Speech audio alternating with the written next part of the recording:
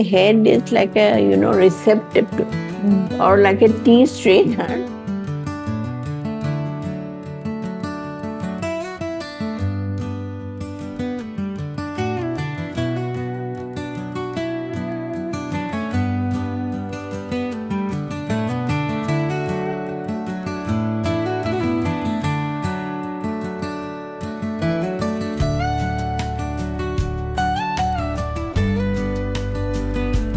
Hi everyone, this is Teresa Rahman and welcome to yet another Thumbprint conversation. And today, sitting on a red hot chair is Indrani Raimedhi. She is a well-known author, columnist, also a poet, and she's going to bare her heart today and tell us about who is Indrani Raimedhi, what makes her write, what makes her pen bleed so much. So, Teresa, since I'm cornered now, because a brave woman crawling through the underbrush towards the insurgents, how ferocious she can be. So, in that way, I'm scared. But on the other, I know that Teresa has known large chunks of her life. We have been friends so much. So, she will do a little charity and, rub out my bad parts. And this is like an old Indrani Raimedhi, an old picture of Indrani Raimedhi. So, the one I like the most. The one you like the most. So, is there a difference between the old this Indrani Raimedhi and this Indrani Raimedhi? Obviously, the former looks are gone. But I think in that time, I had seen life from a close distance, and I realized, life is a beach. The very trajectory of my life will make a best-selling novel, but I cannot tell it. So I think Nietzsche or someone had said that when you are at the deepest darkness of life, you realize that there is eternal brightness.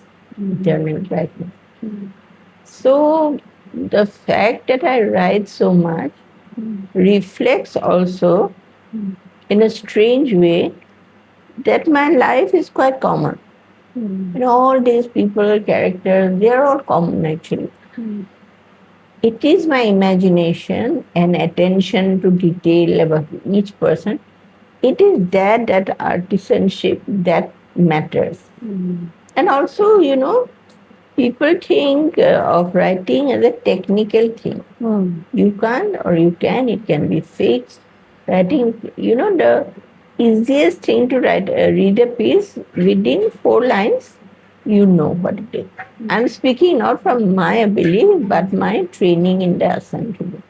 So when you get children's poems, fiction, then you are able to read all of them. And sometimes you feel jealous. Oh, I wish I could write that. It continues till date. But I've made my small niche. But I like to be proud of the fact that my book of short stories captured the attention of Ashoka Mitran, writers like that. And through my, bull-headed determination, I brought out the book which opened the floodgates to English literature written from this part of the world. So I am not only proud that this was my first book, I was proud that I had sent a trade, that it can be possible here. We used to be very intimidated with the Delhi publishers. We were intimidated by them, and actually it was not their fault also. We found the whole thing, maneuvering through that very dicey, and it was almost as if we had to, bow down and say,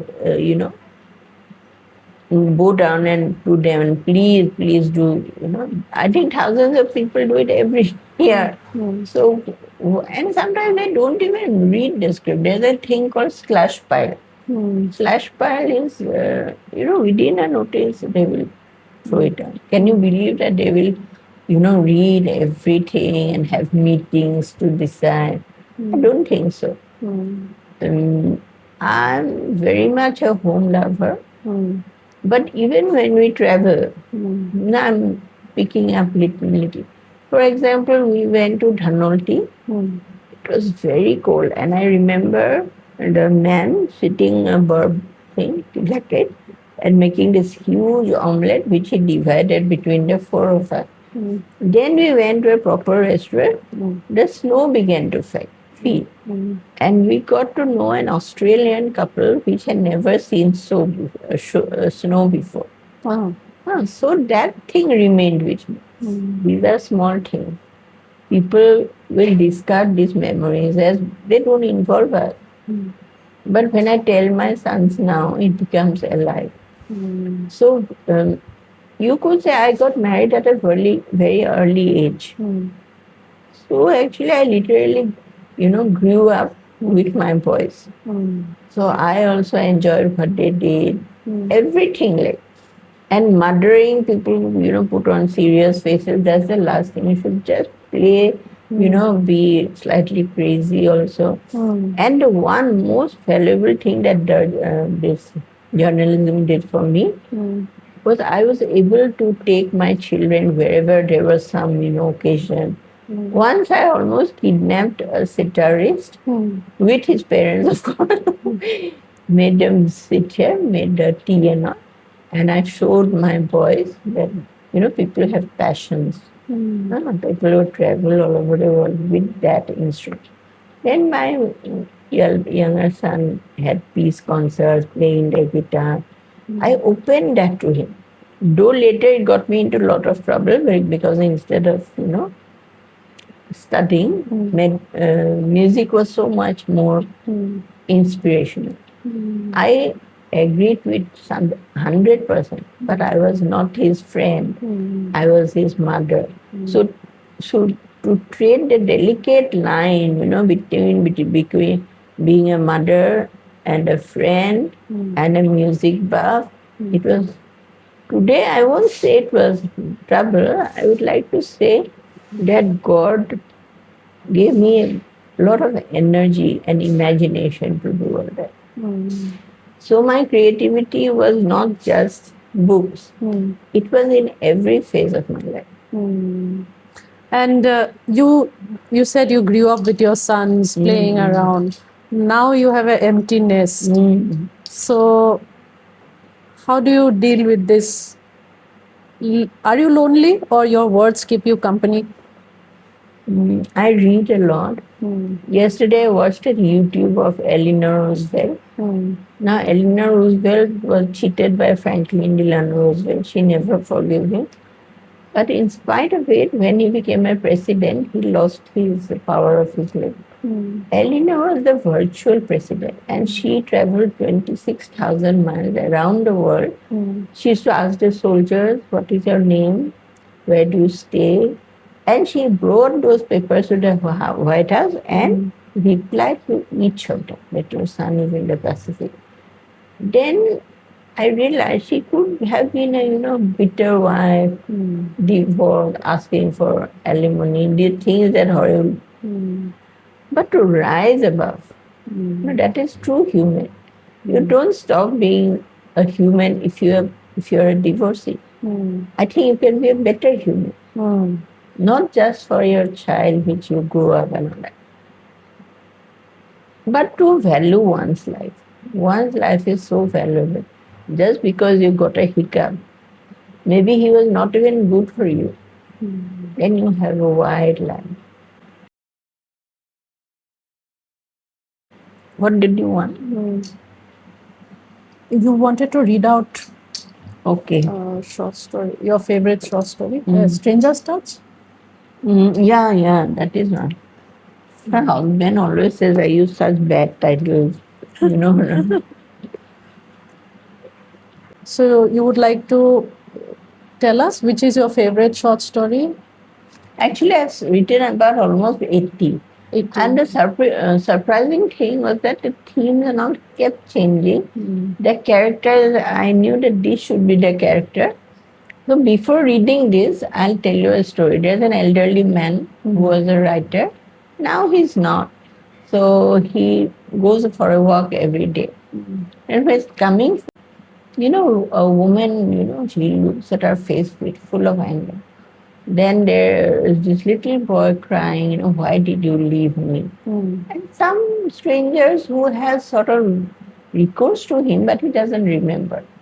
Then he remembers, he runs to his home, locks it from inside and sits down. These are all the characters of his movie. I got pinpricky just now. There are some things which haunt you. But what made you write? Some inner force which is very mysterious and which differs from writer to writer. Just like human beings, we are different, our stories also should be different. And that is why I'm scared of ChatGPT. If everything is homogeneous, okay, you get a ChatGPT book as a present from me. You see ChatGPT, blah, blah, blah, they will maybe give us false name, maybe they will give a famous writer's name, and you are expected to read it. See, I have so many books. My younger son, he loves books. So my younger son once told me, I said, Baba, will you be lonely? And he said, when one has books, one is never lonely. That became a kind of, for me also, that strength. I feel lonely, but the first half till about 3 o'clock, I'm very busy in my office. So after that, I come home, have lunch, but I hardly lie down. There's a reason when I lie down, I feel sort of finished, Like I have nothing more to say, nothing more to explain. I think there's a gloomy period. Then it is evening, I switch on the YouTube, see. Okay, Stranger's Touch. Stranger's Touch. Maybe I'll sit like this. To be a little distant. Put it down, no? Just your favorite bit. Oh.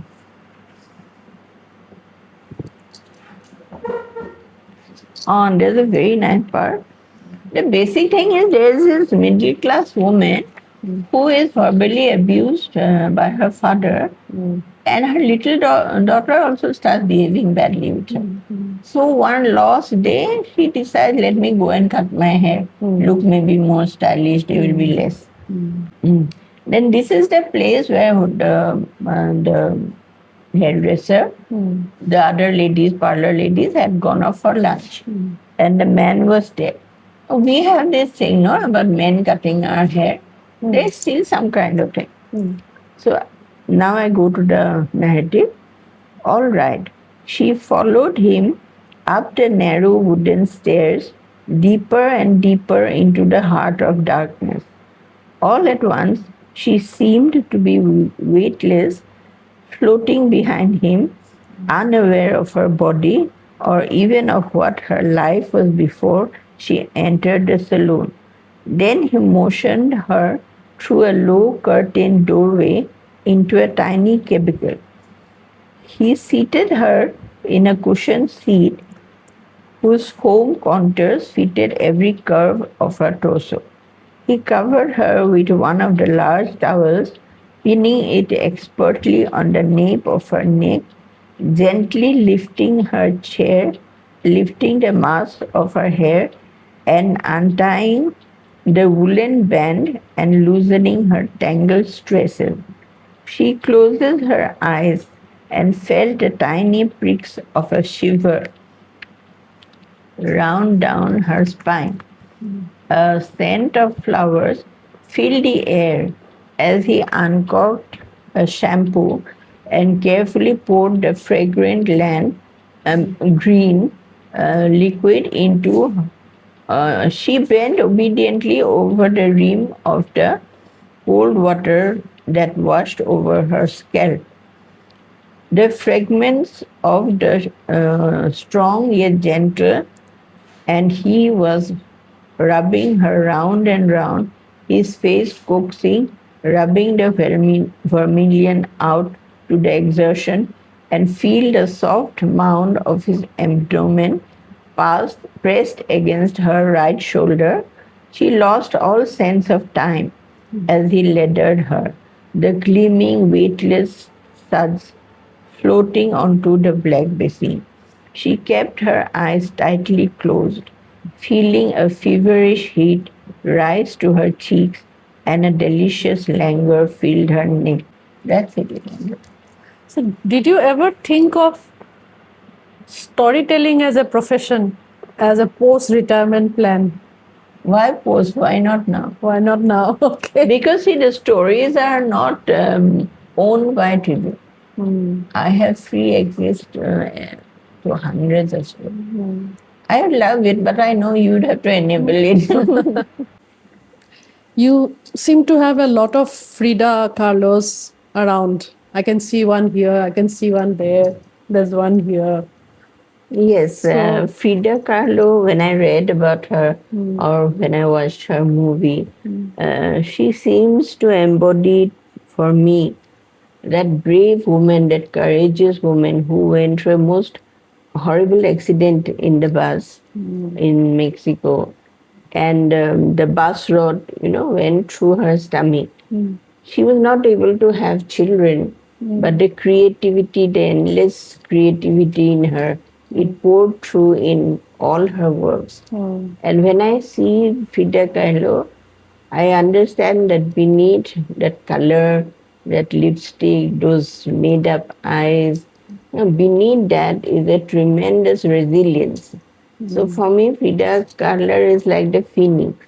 She rises, falls, rises again.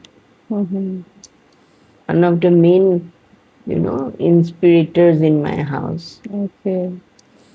So, Baido, you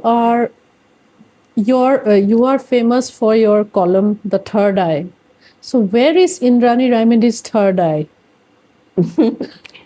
Well, when in the beginning, when the third eye was picking up quite rapidly, people used to ask me that rather than third eye, which is very mythological and philosophical thing, for me, the third eye is the eye which others may not have.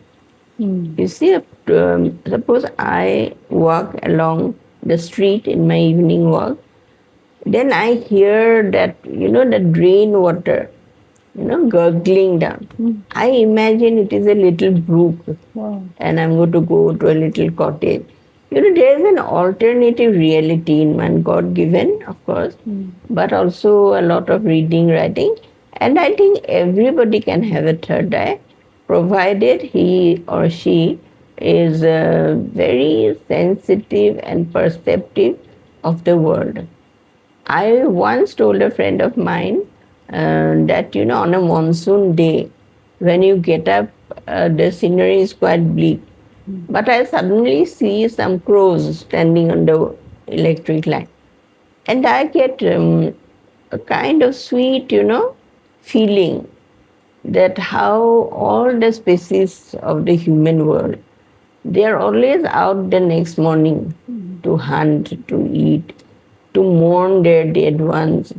So it's something like that. Your column is, I think, fortnightly. It used to be fortnightly, now it is monthly. It's monthly.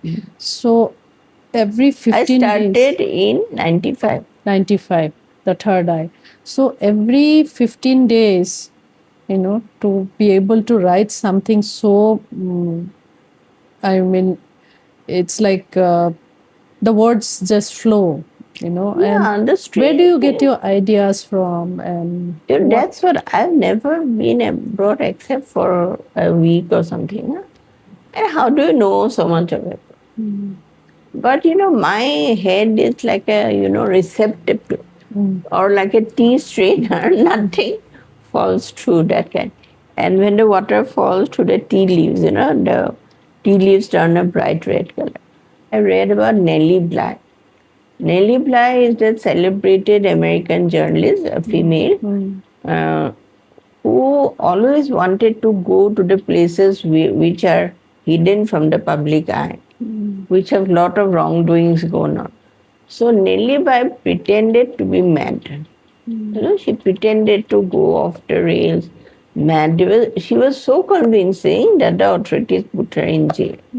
She was completely sane. She got out all the dirt on the jail, how the women were treated, the electric shocks, the lobotomies, just random treatment, and they were not treated as human beings. So she pretended to get well and came out, and promptly, in the newspaper, she brought out all the rot that had seen in that. So at the back of mind, I always feel inspired by Nellie Bly. And then this book happened just before my son got through the civil service, in the police service. I got this epiphany, that why don't I write about them? All my life I had a lot of, I think I am a cat because I have 9 lives. I do so many things. So in this book, I got in touch with police officials, social workers. Finally, every week after work, I would go off to the central jail in Guwahati, the open air jail. And it was so moving, I sometimes wish I had the energy or the resources to make a movie. Since it was a central jail, the women would come and sit around me. Each would tell her story. Sometimes the woman became too overcome, her friend would repeat the story. It was a circle of stories. And every person knew what the suffering of the others were. And every woman who was battered like this, traumatized, the next woman would tell it. So it was a unique thing of, consolation, solace. And then So there this was is the book you're talking about. Yeah. This book, okay. Crime, Justice, and Women. Yeah. Okay. So the crimes are done. Those crimes are actually, the women go to jail. Then the men, the husbands, they never post bail. They say we don't have, we don't have money to pay bail. So you stay however much you like there. That simple thing of a man bailing out his wife or sister and carelessly, discarding. And also economic reasons they can't afford. Plus, many of them might be happy that, no need to feed this woman anymore. Some men go and marry again.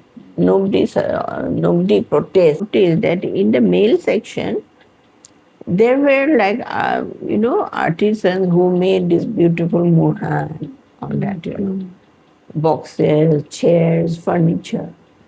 But in the women's section, I saw just a loom, a red loom or a thing, handloom thing, and no sign of any productive activity. No sign of it. So, you need people to come and meet them, just listen to them. When I was listening to them, it seemed as if a burden had gone up. They swarmed right on me with scores and scores of stories. I wish I could write all of them, but I wrote quite a lot. So that was like epochal story in my head, all these people.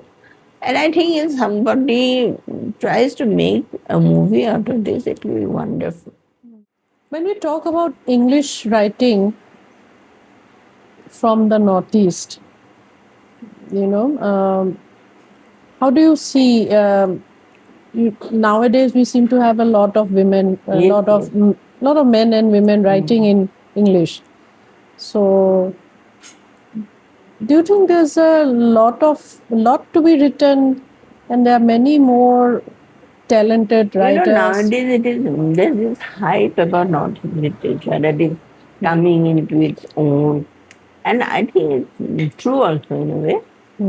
But from my own experience, in 1996, Krishan Kumar of Modern Book Report, with a great deal of reluctance because he was not ready to publish fiction. But I persuaded him. I think 20 of them came out in the second coming. We had a small release in Cotton College with Navakanta Bora sir, which was a very great thing for me. He was my teacher. He's also the greatest Assamese poet. He had faith in me. That is the important. Then after that, 2 years later, I think the Concubines Room, again a collection of short stories. And there were times, I am not talking of mass adulation. I don't think writers get that rock stars get, that mass.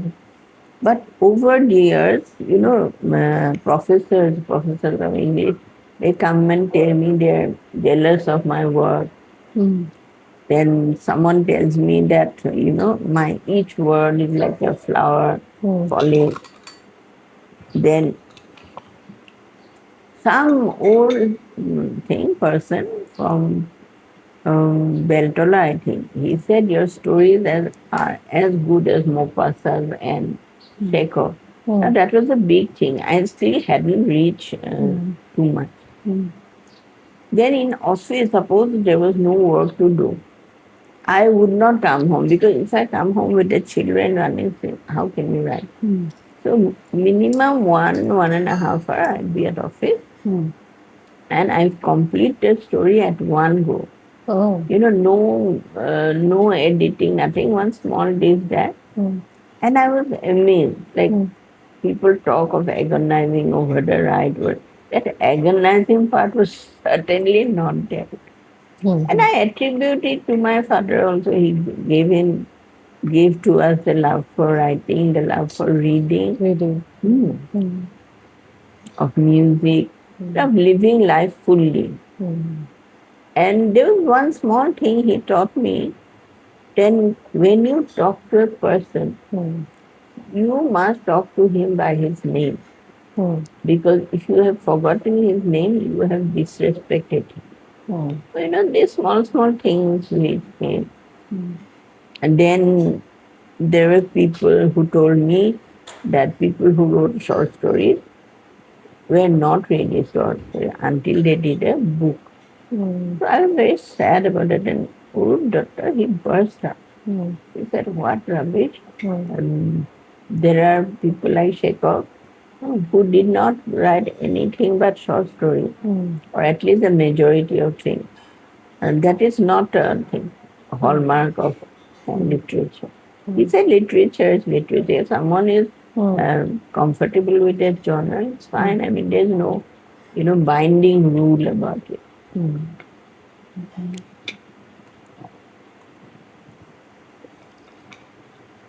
And you were this tiny girl who wrote poems for our newspaper. I can't imagine you. No, I didn't write. I never wrote poetry. What was it then? Maybe some write-up, some article somewhere. But have you kept them? Yeah, they're there. I'll have to look for it. But like you are from a generation who used to write in longhand. I think you still do. So how have you, grappled with the changing technology? It was a very simple grapple. I was sitting in my office. One young man came and said the management wants to train you in computer.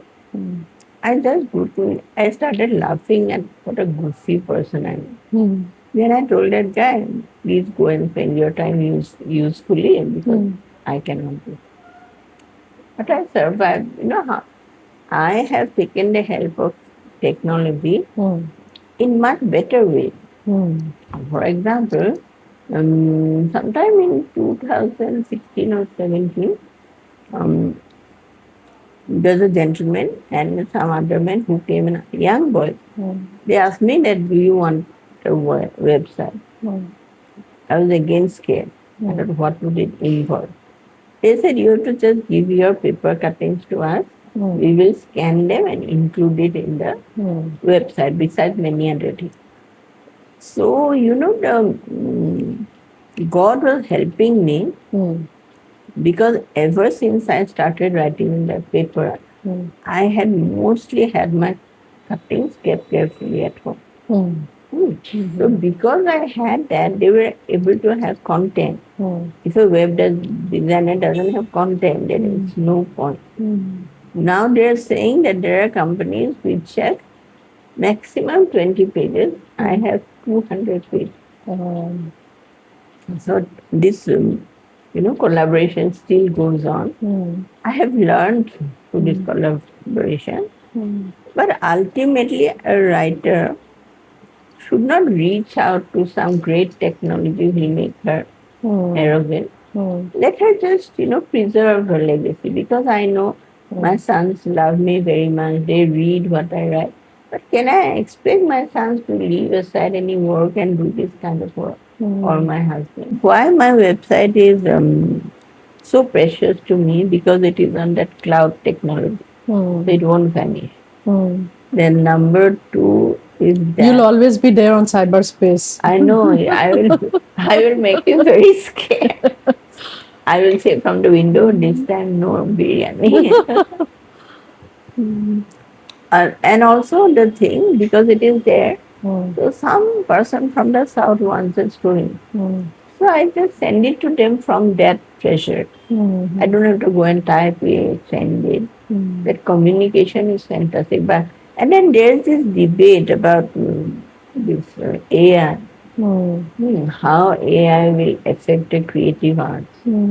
We are already expecting. And they get found out also. There's this man from Norway. So he wrote an article, we downloaded it, he kept on pestering it, why will not come enough. Then we read it exactly like that ChatGPT way. It read like that. And after spending 30 to 33 years in the office, you do tend to get smart about this because you are exposed to it day and night. And these people who are sending us, it's not some investigative story about Assam or the North. It is something very generic, like that. So I'm sad for the young generation who are sending us poems, and now I'm thinking, will their creativity, go on a downstream? And nowadays you have fancy things, you see creative writing workshop, even on the internet that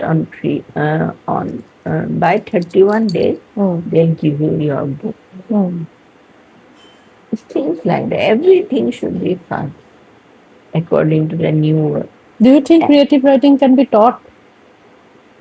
Creative writing can be taught means it cannot be taught with like a formal course. Maybe they do also. I had done a creative writing course of Indira Gandhi National University. Two little boys gave the papers. There's a lady called Shashi Prabha Kamra.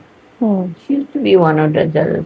They gave me A plus everywhere. So that bolstered my imagination. But the irony was the exam was going to be held in Shillong. My kids were so small I could not go. I don't have anything. I have done an IGNOU course in the radio also. Actually, when you say creative, the very word course is difficult. You know, literature doesn't have, courses. If you describe Guwahati as an animal, which animal would you compare Guwahati with? Rhino. Rhino. Why? The rhino, which is, horn bearing down, among the people, a big force. That somehow scares us, but also gives us the, hope that rhinos cannot turn and attack humans. So we have some ways of surviving this. Guwahati, I mean, what does Guwahati mean to you? I mean, you've been staying here. This, this is your street, and there's a dead end there. So, how does it feel like, I should have to go back a little. For me, Guwahati is like a place of exile.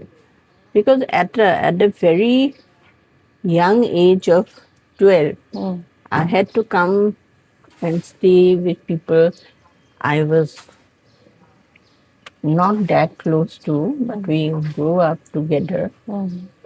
And most of all, the scenic beauty of Shillong, Guwahati could not beat that.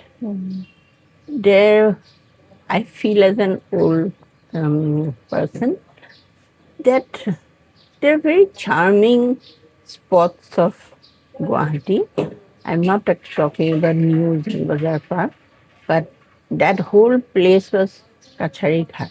And I remember my father holding a long fish and we jumping around it. Then all the people playing cricket in Lotus Hill. Then somewhere in Fenikuti, we heard stories of brides and grooms who died. And then the quietness of this part of the city was totally replaced by the vibrant growth of the other part of your city, the part which is closer to your home. I will have to remember Guwahati because this was where I first had pizza. I have to remember all the good things that have happened, the schools we studied in, and how naturally we made friends from all sorts of places, and how religion never even figured in the conversations we had with her teachers, with her fellow things. And I remember that it is in Guwahati that I became a woman. I became a woman. What a bewildering thing to be. And I lived a life in which mothers also do not want to explain what it's all about. Then from one part of Khagli, we moved to Santipur. We went to Kamakya annually.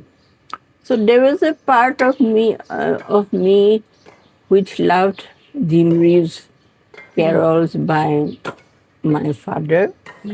A part of me which was wonderfully rural, my grandfather's home, where I saw the very travelers get a cup of tea or something. So, whether I deny it or not, I realized that even as a writer, this had a hold on me because I realized that whenever I was absent, whenever I was lonely, whenever I wanted to say things that would get me into trouble, all that got into my work.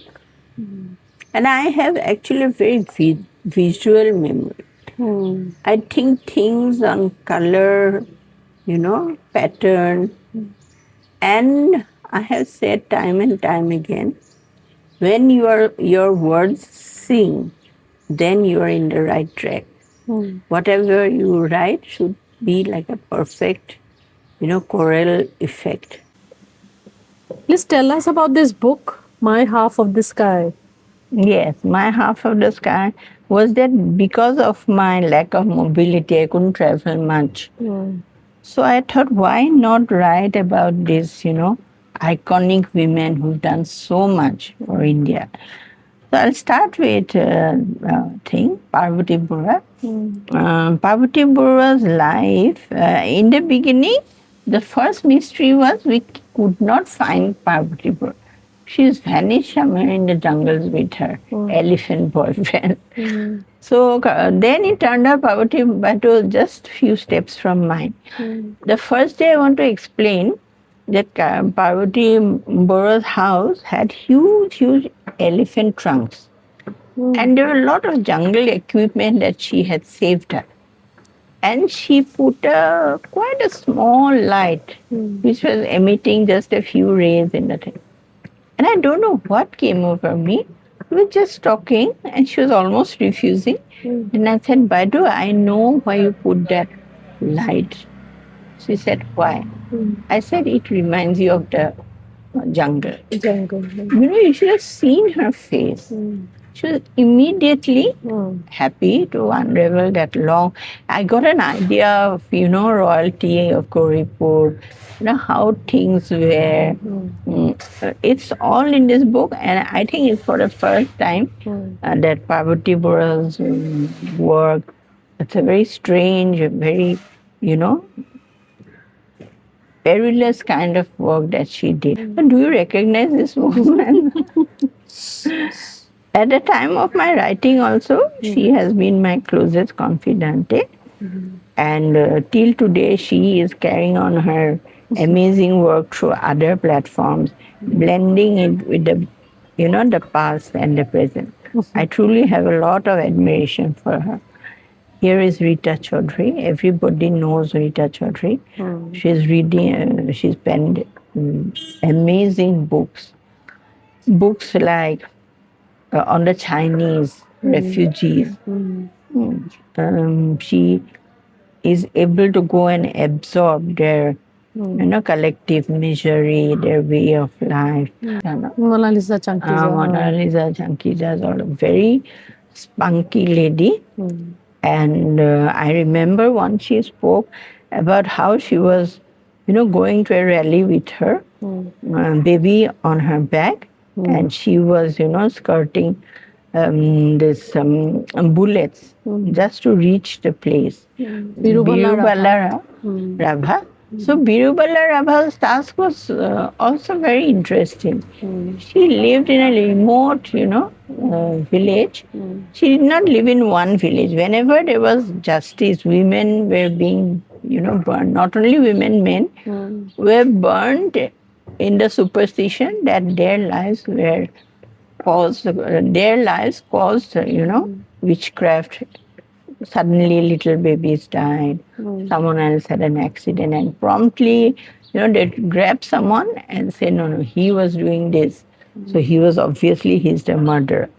Now, I could not reach Birubala. It was the height of monsoon. She couldn't reach me. One single long persuasive thing, I said, she should come have a meal with me. I'll send her at the right time. She spoke a kind of language I couldn't understand. But from the accounts of two other men who came with her, they explored it. And I think Birubala's life was one of the really challenges in writing it.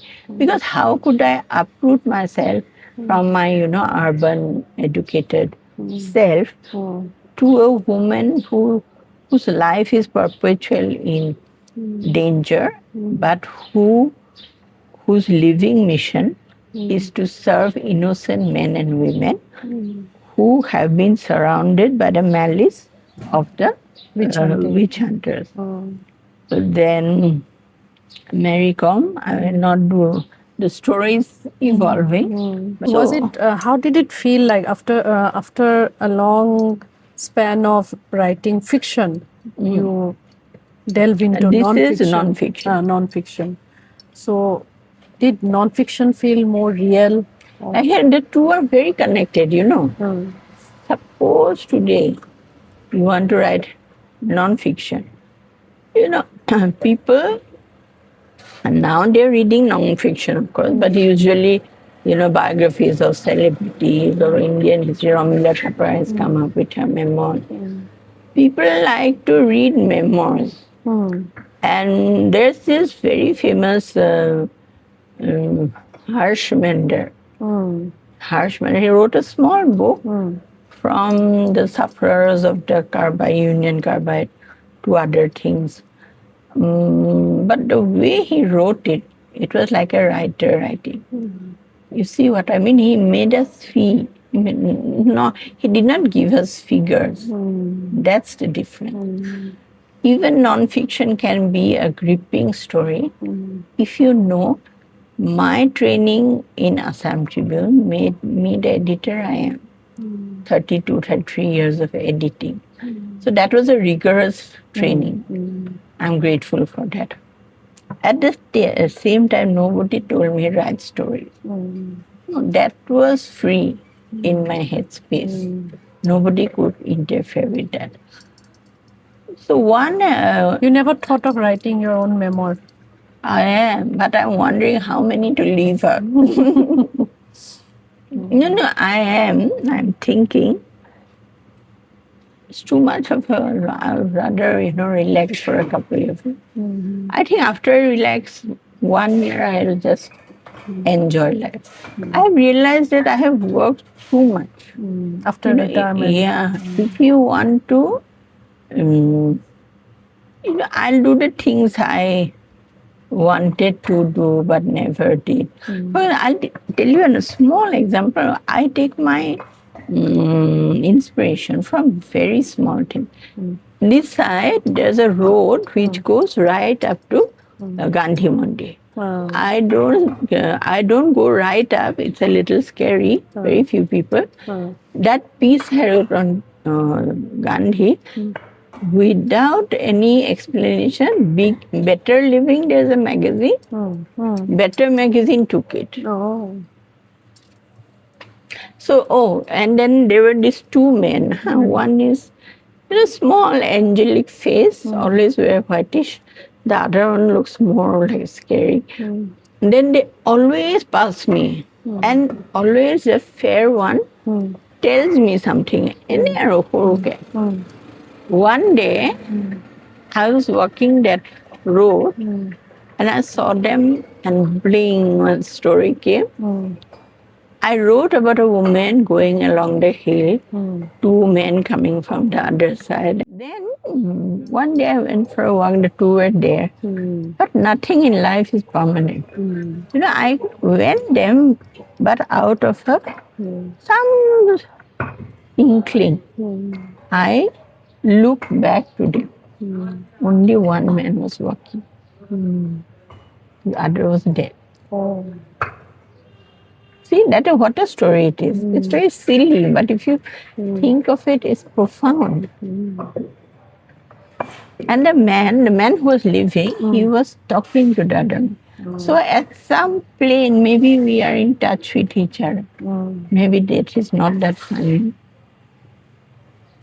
The closer one comes to death, the more theories you have that you can live on. You have also been a journalist, and you work for a media organization. Your name is almost synonymous with that Assam Tribune. So, what do deadlines mean to you? And especially when you are doing creative writing, do you keep a deadline for yourself, or deadline is just for deadline is just for the editorial work, because it's very simple, because what I write today will have to come out on Wednesday. Or the third I write. In a sense, yes, because the third I write is creative and all that. But all that creativity won't help you if you reach the deadline late. And that is the more technical deadline. And the other deadline is what you set yourself for practical reasons. You have this marvelous book, it's in your head. Everyone seems to have several books in their head. I have read of so many people, writers abroad, who cannot write in the domestic sphere. So every morning they have breakfast, they wear good clothes. They wear good clothes. Then they go off to a part of the building, of the estate, and there they have their own little house, which is out of bounds for anyone. And they will sit there and work for hours. At the right time, have food, because people think that artists, writers are very chaotic people. But inside, they are going the right way, what their vision is. As Virginia Woolf had said, that you need a room of your own to be able to write. Absolutely. Room of my own can be seen in an abstract way also. Like when she became really ill, she had, bipolar. Then her husband brought her to the village, at least where they'll be quiet and she will not get. But not everyone is Virginia Woolf's husband. In India, when a girl is brought in, the family seems to own her. I will not talk about dowry and all the other ugly things. There's this subtle indoctrination. If she makes pickle the way her grandmother made, she will be taught to make pickles that their grandmother made. It's this subtle thing that family is not as good as that. It's a tremendous, psychological pressure. So room of one's own sounds so nice, but that is because Virginia Woolf did not have children. When you have want a room of your own in India, a woman not getting married and just working on these things, they take pity on her. They think she's missed out on something. And for me, a room of my own is the room in my head. I don't let it limit me. You can be limited by in-laws, parents, children also, husband also, but the mind is always free. I think those are Tagore's lines, where the mind is without fear and the head is held high into that freedom of something, let my country away. It can apply to all of us. And while slightly elderly women like me maybe, they regret the life they have led, but there were choices they could have made. The power of one. They could have teamed up.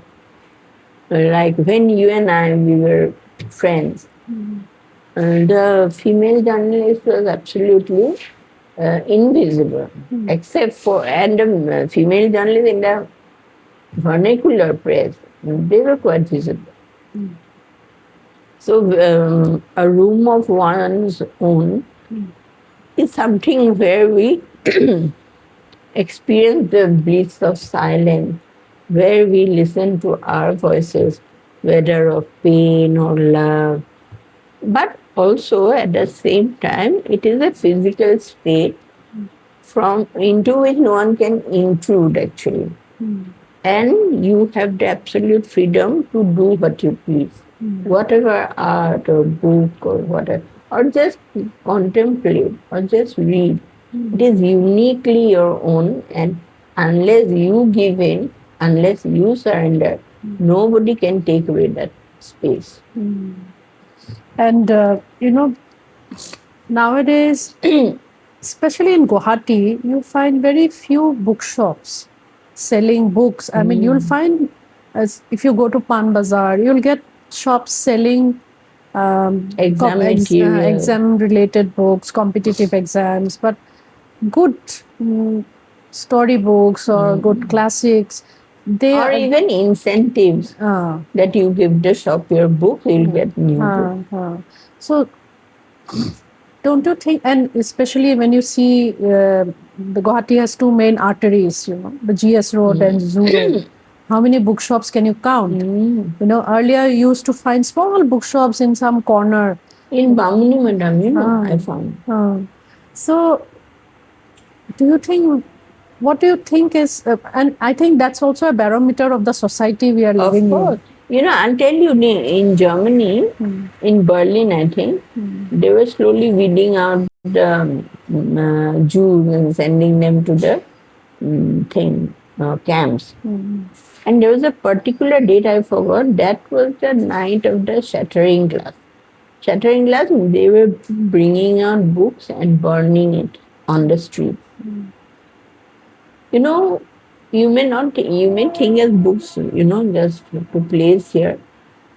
But without books, where would we have been? Much. When my granddaughter has started reading, all this Birbal and Akbar, the Panchatantra. And there was this Uncle Pai, remember? Yes. He brought out such a... Nowadays, what are books? Books are written by people. And one reason why books are not doing as much as it should is that even the writer has to worry that can I, earn enough to have a life of things. I mean, this is the sad thing is, the book business has become so fiercely, professional, or what you say. Because before we used to hear of one author, Pulitzer Prize winner, whose 10 manuscripts had been rejected before. But did he lose heart? He didn't. Today, who will wait for 10 years or 10 years? And I think a lot of book promotional events are taking place nowadays. A lot of lit fests are happening. So, do you think that's also a good sign that people are at least talking about books? I have no problem with the panel. They are very interesting. I have slight worries about people who go there to be seen, not necessarily buy books or save our money the way we could. And now they want to, or even if they buy a lot. They want something contemporary, They want somebody using sophisticated phone. They don't like to read about a lost age. Do you like Nilesh Mishra? I love him. It's like it's like a forever lamp. You can just put it on and go to sleep, and he's still telling us. The hurry and tension of the modern age is killing books. I went to Guwahati Club, the State Central Library once. Someone with a very loud snore was sleeping on the side door. Then inside were puddles of water. The roof was leaking, a CC roof. Then another guy barely opened one eye to look at us. I was alone. So I looked.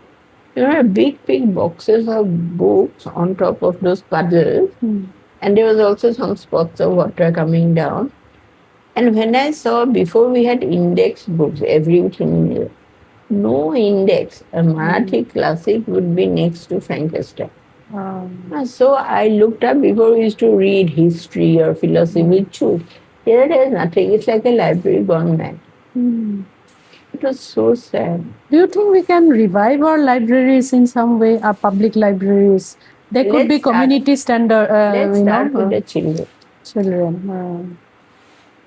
They could be community spaces. Of course. But do you think there'll be takers for something like this, a library movement? In the modern age, every kind of hype works. So we'll have to give that hype. So on that hopeful note, that maybe one day we would see vibrant public libraries and people like writers like Indrani Raimedi sitting there and actually telling stories to children would be a reality one day in my city, Guwahati. And thank you so much for this lovely afternoon conversation. I revealed a lot of myself which I did not even know. And that amazing biryani that we had. And hopefully we can sit and talk again. And of course, and that time you won't film me, so I'll be more spontaneous. More spontaneous. And wishing you more books in the future. And hopefully we'll get to read more of... and maybe a library will have a section called Indrani Raimedi. Yeah. Called Third Eye. Called Third Eye.